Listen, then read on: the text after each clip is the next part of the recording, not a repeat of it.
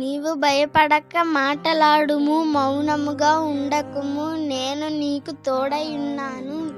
నీకు హాని చేయుటకు నీ మీదికి ఎవడును రాడు. అపోస్తుల కార్యములు 18వ అధ్యాయము 9-10 నీవు నడుచు ప్రతి మార్గమున చక్కగా ప్రవర్తించునట్లు నీవు దాని నుండి కుడికి గాని ఎడమకు గాని తొలగకూడదు. యెహోషువ 1వ అధ్యాయము 7వ. దేవుని వాక్యం దీవించునుగాక. ఆమేన్.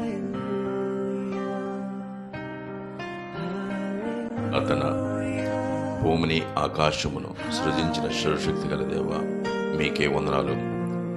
దినదినము మమ్మలను కాపాడుతున్నందుకు మీకు స్తోత్రాలు, స్తుతులు.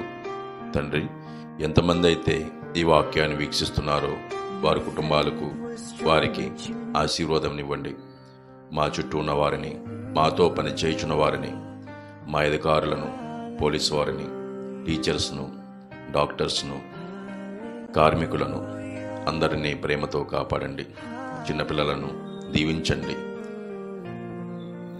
ప్రయాణాలు చేస్తున్న వారిని వారికి తోడుగా ఉండండి.